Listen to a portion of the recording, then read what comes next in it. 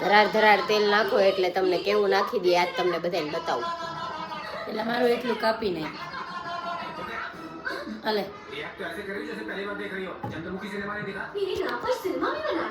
ઓલું લઈ લે તારું. ઓલું ક્યાં તારું? મારામાં ઓલરેડી છે. જાજુ નાખું.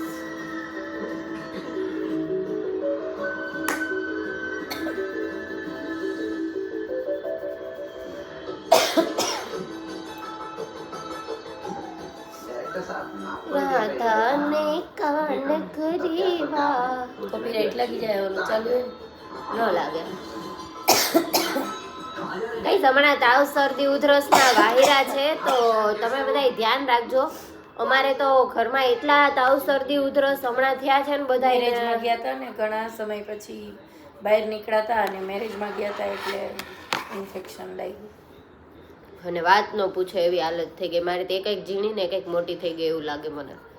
અને અવાજ તો એક તો મારો અવાજ પહાડી, એમાં વધારે પહાડી પાછો. આવું છે પીન હશે. ધરાર ધરાર તમે ગાઈસ કોક દિવસ તમે તેલ ન ખાવ છો ધરાર. તો એ મારા મમ્મી તો અત્યારે વિડીયોમાં પ્રેમથી નાખી દે છે. વિડીયો ચાલુ છે ને એટલે જ મેં વિડીયો ચાલુ કરી દીધો.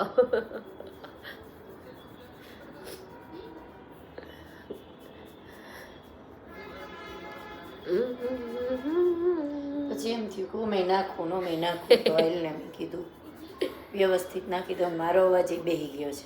અને ગાઈઝ મને એમ થાય કે મારી પાસે કાંઈ નહોતું ને એટલે મીન્સ કે ટ્રાયપોડ કે સેલ્ફી સ્ટિક એવું કાંઈ નહોતું ને તો મને લેવાની ઈચ્છા થતી હતી. અહીંયા ધોઈ નાખજે મમ્મી સોરી.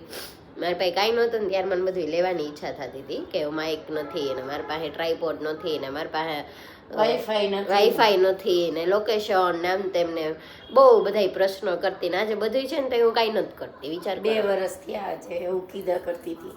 હવે કંઈ બાકી છે નહીં એમ કાલે મેં કીધું. એટલે હવે આપણે ડેઈલી વ્લોગિંગનો ચેલેન્જ આપણે લેવાનો છે અને ડેઈલી વ્લોગ આપણે ચાલુ કરવાના છે. હવે જે કરીએ એ ભલે કંઈક જાણવા મળે એવું કરવાનું હોય. કારણ કે અત્યારે જો ધર્મ અને કર્મ એના ઉપર જ હાલશે બધું. કારણ કે તમને શું કરવું, તમારા અધિકાર શું છે, તમારે શું ના કરવું જોઈએ, આ બધું બહુ જરૂરી છે. કારણ કે સારું તો બધાને લાગવું છે કે હું સારું લાગું સમાજમાં, લોકોની વચ્ચે, પરિવારમાં, પણ કોઈ ગાઈડ નથી કરી શકતું અથવા તો કોઈની બધાની વાતો આપણે ના ઉગતી હોય. એટલે અત્યારે બહુ જરૂરી છે. અત્યારે સુસાઇડ એટલા થાય છે. યુવાન છોકરીઓ એટલી આત્મહત્યા કરી રહી છે. યુવાન છોકરા અત્યારે આત્મહત્યા કરી રહ્યા છે. બધાને એવો પડાવ તો હરેક વ્યક્તિને ગરીબથી તવંગર બધાને એવો સમય આવે જ કે એકવાર એવું થાય કે કોયરું જવા દો, આના કરતાં તો મરી જવું સારું એવું વિચાર આવે ગમે એને પરિસ્થિતિઓ સામે. પણ પરિસ્થિતિઓ સામે લડતા શીખવું પડે. અને એક પ્રશ્ન તો મને એવો થતો હતો કે બોલું આજે હું વ્યક્ત કરું છું, મારા મનનો એક ભાવ છે. હમણાં એક આશ્રમનું હું બધું જોતી હતી કે હમણાં આપણા દેશમાં બધા વૃદ્ધાશ્રમ બહુ બધા વધી ગયા છે એમ. તો એ ખરેખર આપણા માટે એક તો પેલી તો એ શરમજનક વાત કહેવાય. અને બધા સમાજ હમણાં બહુ એકત્રિત થાય છે, સોશિયલ મીડિયામાં મૂકે છે. તો મારી સમાજને એ જ પ્રાર્થના છે કે જે સમાજના લોકો હોય એના માતા પિતા વૃદ્ધાશ્રમ હોય ને તો પહેલાં તો ખાસ એને સમાજ બાયણે કરવા જોઈએ, મને એવું લાગે. કારણ કે બહુ હાલત ખરાબ છે અત્યારે આપણા દેશમાં. એટલા વૃદ્ધાશ્રમ બને એ આપણા માટે તો આમ ખરાબ વાત જ કહેવાય. જ્યાં શ્રવણની વાત આવતી હોય, જ્યાં રામની વાત આવતી હોય, એવા સનાતન ધર્મ, હિન્દુ ધર્મમાં માતા પિતાનું મહત્ત્વનું, જો કે હરેક પશુ પ્રાણી પ્રકૃતિ હરેકમાં એના જન્મ દેનાર પાલન કરનારનું મહત્ત્વ હોય છે. ત્યારે આજે ક્યાં જઈને અટકશે કે એને એ જ નથી ગમતા, માણસ મૂળથી ભટકતો જાય છે. એટલે એ વાત, એવો મુદ્દો બહુ સારો છે. અને મને બે વસ્તુ ઉપર એવું થાય એમ કે ઘણી વખતે આપણે સોશિયલ મીડિયામાં જોતા હોઈએ કે આ એ ભાઈ આવું કર્યું તો એને સમાજ બારે કાઢી નાખ્યા, ન્યુસન્સો છે, સમાજ વિરુદ્ધ એને કામ કર્યું છે. તો સમાજ વિરુદ્ધ ખરેખર તો બે લોકો એવા છે કે જે કામ કરે છે. એક તો અનાથ આશ્રમમાં જે એના બાળકોને મૂકી આવે છે, એ એક સમાજ માટે ન્યુસન્સ જ કહેવાય. અને બીજું કે જે એના જીવતા મા બાપને વૃદ્ધાશ્રમમાં મૂકી આવે છે, તો એ એક ન્યુસન્સ કહેવાય. પહેલાં તો સમાજે એકઠા થઈને વૃદ્ધાશ્રમમાં જઈને ગણતરી કરવી જોઈએ કે કેટલા કયા સમાજના લોકો વૃદ્ધાશ્રમમાં છે, પછી એને પહેલાં તો નાત બારે કઢાય. હા, એટલે અત્યારે કોઈની આંખની શરમ, સમાજની શરમ, લોકો શું કહેશે એ શરમ બધું ગુમાવી દીધું છે, એટલે એવા પગલાં ભરતા હોય છે. પણ એ તો મોટો મુદ્દો તો આ જ કહેવાય ને. હાલો લગ્ન કરે તો કે ભાઈ લગ્ન કર્યા, પણ આ તો પોતાના જ મા બાપને, પોતાના બાળકને અનાથ આશ્રમમાં મૂકવું, પોતાના મા બાપને વૃદ્ધાશ્રમમાં મૂકવું, એ સૌથી મોટો અત્યારે ન્યુસન્સ કહેવાય. તો સમાજ એના વિશે કેમ એકત્રિત નથી થતું, એના વિશે કેમ એવા નિર્ણયો નથી લેતું? એવો મુદ્દો સમાજના અગ્રણીઓએ ઉઠાવવો જોઈએ કે ભાઈ ખરેખર આ વાત આપણા માટે શરમજનક વાત છે. આપણે બધાય આશ્રમમાં જઈને પૂછીએ, હાલો અનાથ આશ્રમમાં હજી ખબર ના પડી શકે, એનું આપણે કાંઈ નથી કહેતા, પણ વૃદ્ધાશ્રમમાં તો ખબર પડી શકે. કેમ નથી જતા? કેવડા આશ્રમો બને છે, અને એમાં પાછા ફાળો લખાવાય આપણે જઈએ છીએ કે આટલો ફાળો. એ સારું કહેવાય કે આપણે એને ખાવા પીવામાં કે લોકો સારી રીતના રહી શકે એ બાજુ હેલ્પ કરીએ આપણે એને. પણ સૌથી મોટું ન્યુસન્સ તો છે ને વૃદ્ધાશ્રમ છે. કારણ કે જે હાથમાં લઈ તમને જન્મ આપીને મોટા કર્યા હોય એ જ બાળકો મોટા થઈને એ જ હાથે એના મા બાપને ઠેલા લઈને વૃદ્ધાશ્રમમાં મૂકવા જાય છે. અને ઘણા વૃદ્ધાશ્રમમાં કહેવામાં આવે કે એમની જમીન જાયદાદ ઉપર તમારો કોઈ હક નહીં રહે, ત્યારે પછી જમીન જાયદાદના બીકે એમના મા બાપને લઈ જતા હોય છે. તો સૌથી મોટો ન્યુસન્સ તો અત્યારે એ કહેવાય સમાજમાં. તો એના વિશે કોઈ સમાજ કેમ નથી બોલતું? સમાજના અગ્રણીઓને આ મુદ્દો ધ્યાનમાં નથી આવતો. અને બાકી ઘણા બધા એવા મુદ્દાઓ ફાલતુ હોય છે કે એના ઉપર બહુ મોટી ચર્ચા અને મીટિંગ ને એ બધી થતી હોય છે. તો આના ઉપર કેમ કોઈ નથી બોલતું? કોઈ અત્યારે ફ્રીડમથી રહેતું હોય તો એની ઉપર અત્યારે ચર્ચા અને નિબંધ લખવામાં આવે છે. કોઈ પોતે જાતે કમાતું હોય, પોતાના શોખ પૂરા કરતા હોય તો એની ખરાબ વાતો કરીને એનો મુદ્દો બનાવવામાં આવે છે. કોઈ કાંઈ આગળ જાતું હોય, પૈસા કમાતું હોય તો એનો મુદ્દો બનાવવામાં આવે છે. કોઈની સારી વાત અત્યારે યાદ નથી રાખતું. કોઈ વ્યક્તિ ક્યારે ફોલ્ટમાં આવે ને એને કેમ નીચે પાડવો. અને પારકી પંચાયતમાં લોકોને એટલો ઇન્ટરેસ્ટ છે, તો હું એમ કહું કે આવામાં તમે ઇન્ટરેસ્ટ લ્યો. જેને બધાને પંચાયત કરવાનો શોખ છે તો એ પંચાયતમાં તમે ઉતરો કે કોઈને તમારી પંચાયતથી કોઈનું સારું થાય. કરવી હોય તો કોઈની સારી વાત કરો. પણ મને હમણાં 2-3 દિવસથી એવા કંઈ ખરાબ વિચારે નથી આવતું. પહેલાં હું એમ વિચારતી કે સોશિયલ મીડિયામાં આમ ને પણ મારા મગજમાં એક બહુ સરસ વાત આવી કે જ્યાં ગટર હોય ત્યાં જેનું મન સારું હોય ને એને સારા વિચારો આવે, અને જેનું મન ખરાબ હોય ને એને ખરાબ જ વિચાર આવે. એટલે આપણી જે ખરાબ વાતો કરતા હોય ને, ગમે એ આગળથી કે પાછળથી કે કોઈ પણ જગ્યાએ આપણી ખરાબ વાત થતી હોય ને કોઈ એમ કે તારી આમને નામ વાત કરતું હતું, તો આપણે એટલું જ કહેવાનું કે એ એના સંસ્કાર છે, એની માઇન્ડસેટ છે, એટલે એ એવા વાતું ને એ બધું એવું કરે છે. અને આપણા સંસ્કાર એવા નથી. આપણે એવું મળ્યું જ નથી કે આપણે કોઈની એવી પગ ખેંચવામાંથી બનીએ. આપણે બધાના હાથ ખેંચવામાંથી છીએ કે તમે ઉપર આવો એમ. તો મને એ બી વાતની બહુ ઓલી પ્રોબ્લેમ થઈ કે ધારો કે હું છું તો મારા જેવી કેટલી બધી છોકરીઓ છે કે જે સોશિયલ મીડિયા યુઝ કરે છે, જેનાથી તે અર્નિંગ કરે છે. ઘણી દીકરીઓ એવી છે કે સારું કોન્ટેન્ટ ક્રિએટ કરે છે. તો બધાય બહુ એને વલ્ગારિટીથી એને કમેન્ટ્સ કરતા હોય છે. હું જોતી હોય છું બધાની કમેન્ટ, ત્યારે મને બહુ દુઃખ લાગે. એવું દીકરીઓ ને દીકરા બેયમાં એવું જોવા મળે છે એમ કે એ થોડોક આગળ વહી ગયો હોય તો એની એટલી વાતો કરી નાખવામાં આવે કે ઓલાને તો અંદરથી આત્મવિશ્વાસ જ વહી જાય કે હવે આપણે આ ન કરવું જોઈએ. તો સમાજને તો આ બધી વાતોમાં ધ્યાન દેવા કરતાં વૃદ્ધાશ્રમવાળી મેં વાત કરી એમાં વધારે ધ્યાન દેવાની જરૂર છે. એવું નહીં કે એક સમાજ, બધાય સમાજના લોકોએ. કારણ કે સોશિયલ મીડિયામાં અત્યારે એ બધું પ્રમાણ વધી ગયું છે. લોકોને આશ્રમ ખોલવા પડે છે, લોકોને ઓપનલીમાં વિડીયો બનાવવા પડે છે કે આજે આમને આ મૂકવા આવ્યા. તો એ કેટલી શરમજનક વાત હશે. એમાં કેમ સમાજ કાંઈ નથી બોલતું? સરસ મુદ્દો છે ખરેખર. એમાં વિશ્લેષણ થવું જોઈએ. અને સમૂહ લગ્ન થાય છે તો એ ખારી વાત કહેવાય કે ભાઈ સમૂહ લગ્ન થાય છે, પણ સમૂહ લગ્ન કરતાં ઇમ્પોર્ટન્ટ એ છે કે એના મા બાપ ઘણી દીકરીઓનું આપણે એમ જોતા હોય છે કે હું તો કહું ભગવાન એનું સારું કરે કે ઘણી દીકરીઓનું લોકો જોતા હોય કે આને કોઈ નથી તો આપણે એને પરણાવીએ આવું તેવું, એ બહુ સારી વાત કહેવાય. પણ એ જ અગ્રણીઓ જરાક સમાજ લેવલે પોતાનો આ મુદ્દો પણ રાખે કે એકઈના મા બાપ ન જવા જોઈએ તો બધું જળવાઈ રહે, મેન્ટેન થાય. અને પ્લસ કે અત્યારે કોઈને દયા ભાવના નથી. સોરી, ઘણી વખત હું રસ્તા ઉપર જાતી હોઉં છું, કાર ચલાવતી હોઉં છું, તો હું જોતી હોઉં છું કે રસ્તામાં રખડતા રેઢિયાર ઢોરો હોય છે, એને લોકો કેટલું મારતા હોય છે, કેટલા એના એક્સિડન્ટ થયેલા એમને પડ્યા હોય છે. તો ત્યારે હું તો એમ કહું કે વાહન ચલાવતી વખતે કોઈ પણ ઢોર આવે ને તો એમાં તમને તમારો દીકરો કે દીકરી દેખાવું જોઈએ કે એ કદાચ રસ્તા ઉપર આપણે આમ જાતા હોય, રોડ ક્રોસ કરતા હોય તો આપણે ત્યારે કેટલી ટાઈટ બ્રેક મારીએ છીએ કે એને કાંઈ થાય નહીં. અને એને તો મને બહુ દુઃખ થાય હું એવું બધું જોતી હોય તો. અને ખાસ કે બીજું એક તંત્રને પણ એના માટે કંઈક વ્યવસ્થા કરવી જોઈએ છીએ. એક વ્યક્તિ છે રાજસ્થાનમાં, એને પોતાએ 3 ગૌશાળા બનાવી છે, કામધેનુ ગૌશાળા છે, તમે બધા એને ઓળખતા જઈશો. અને મને એનું કામ બહુ ગમે છે અને હું તો ઓલવેઝ એને સપોર્ટ કરું છું. અને એવું વ્યક્તિત્વ મને બહુ ગમે, કારણ કે રખડતી રેઢિયાર ગાયું, ઘોડા કે કૂતરા કે બધાની બહુ સેવા કરતા હોય છે. અને એને તો ફંડ દેવો હોય આપને પોહાય કે એ કંઈક કરે છે. અને પછી એમને 10 બાળકોને દત્તક લીધા છે, એ બી બહુ સારી વાત કહેવાય. મને તો બહુ એમનું લાગ્યું, હું તો ફોલો કરું છું એમને. પણ આપણાથી જેટલું થાય ને એટલું કરાય. સોરી, ક્યારેક ક્યારેક બહાર નીકળો તો 10 રૂપિયાના બિસ્કિટ લઈને કૂતરાને ખવડાવવું જોઈએ. એવું બધું કંઈક કરતું રહેવું જોઈએ. અને હું તો ઘણીવાર એવું ચાહીને મીડિયામાં મૂકું, પછી બધા ભલે એમ કે દેખાડો કરે છે. હા તો ભાઈ દેખાડો કરું છું, હું કરી શકું છું, તો તમે એ દેખાડો લઈને તમારા જીવનમાં એટલું ઉતારો.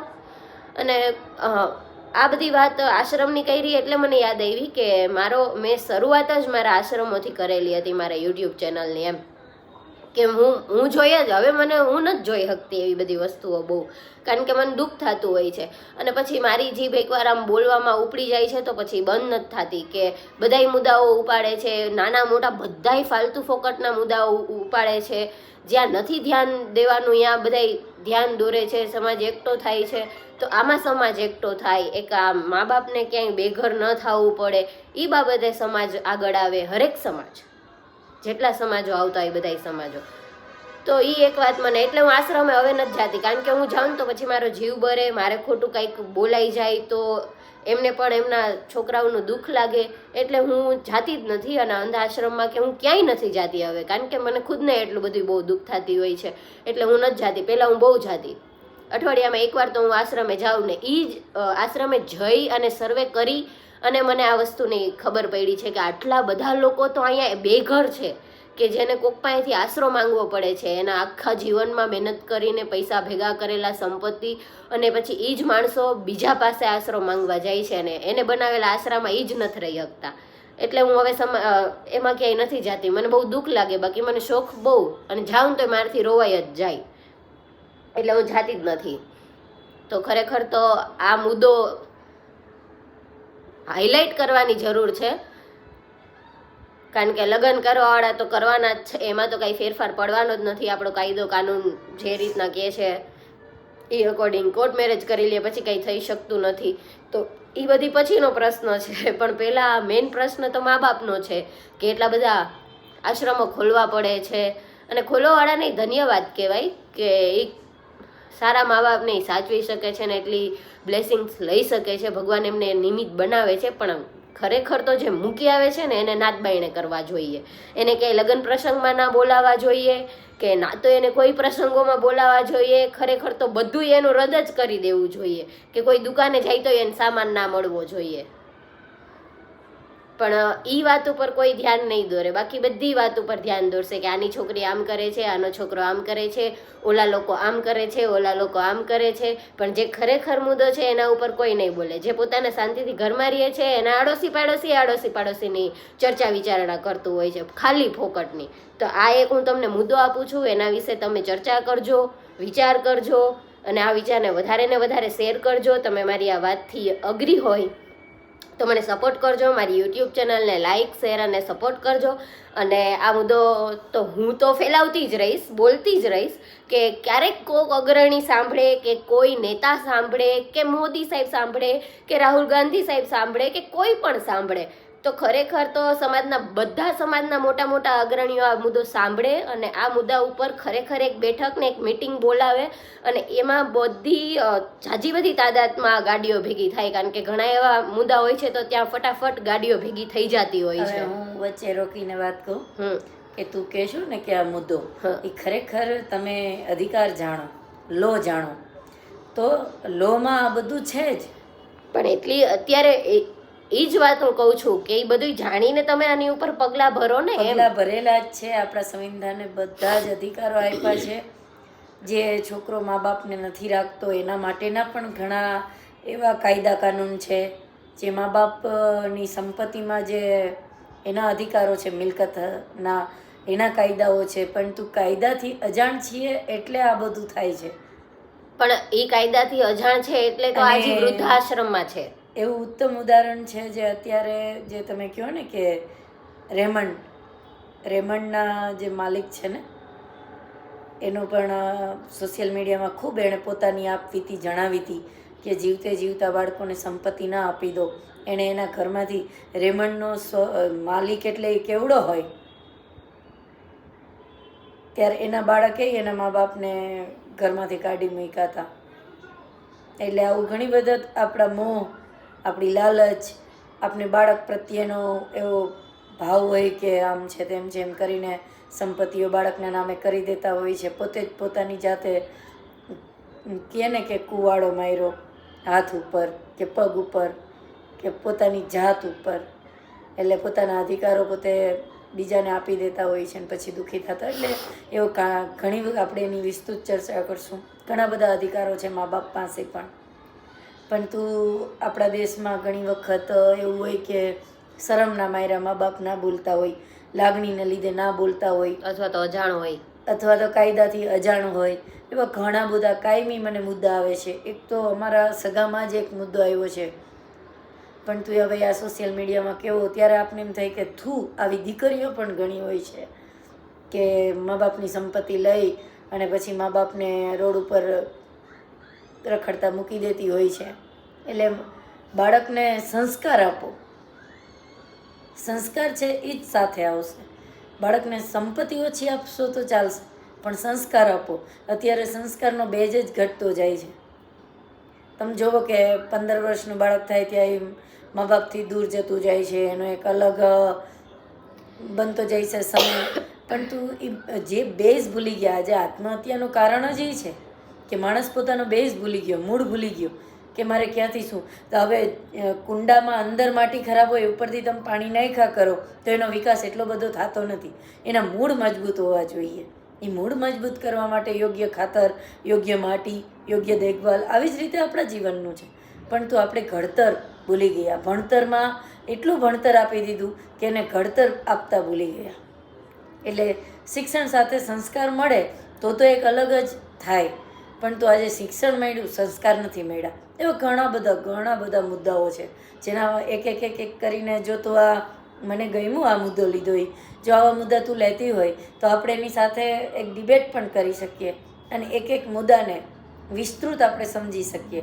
ઘણી બધી એવું કાયમી કેટલું બને છે જીવનમાં. સારું છે તું એક યંગસ્ટર થઈને આ મુદ્દો લેશો અને તને આ સમજ આવે છે, એના માટે મને પણ ગર્વ થાય છે. પણ અત્યારે અમુક મેં ઘણા બધા એવા બાળકો જોયા છે કે જે મારા ઘરમાંથી મને એવું કાંઈ છે નહીં કે તું આટલું પ્રેશર નથી કે તું આમ કર કે તું તેમ કર, કે મારા ફેમિલીમાંથી મને જેટલું જોતું હતું એનાથી વધારે મને મળ્યું છે કે સ્વતંત્રતા લઈ લ્યો. પ્રેશર હોય. પ્રેશર મા બાપ ક્યાં સુધી આપતા હોય? જ્યાં સુધી એને ખબર ના હોય. એને મા બાપ પ્રેશર એટલે આપતા હોય આ ભટકી ના જાય સમાજમાં, એનું નામ ખરાબ ના થાય. કારણ કે મા બાપને સમાજની એક નરવી વાસ્તવિકતા એને જોઈ હોય છે. કેવું ખરાબ વાતાવરણ છે, કેવો ખરાબ એક વર્ગ એવો છે કે જે દીકરીઓના ફ્રીડમને ખરાબ સમજે છે. આ માટે એ તમારી ઉપર બંધન લાદતો હોય છે. પણ એકવાર મા બાપને ખબર પડી જાય કે ભાઈ જે ટ્રેક ઉપર છે એ રાઈટ છે, અને એક ભરોસો આવી જાય કે મારું બાળક કંઈ પણ કરશે તો એ મને સત્ય વાત કહેશે. તો સત્ય વાત જ્યારે તમે મા બાપને કહો છો ત્યારે કોઈ પણ રસ્તા હોય, ગમે એવું અઘરું હોય, તો મા બાપને એટલી તો તાકાત હોય જ છે કે એ એને બાળકને યોગ્ય રસ્તે લઈ આવી શકે અને યોગ્ય મદદ કરી શકે.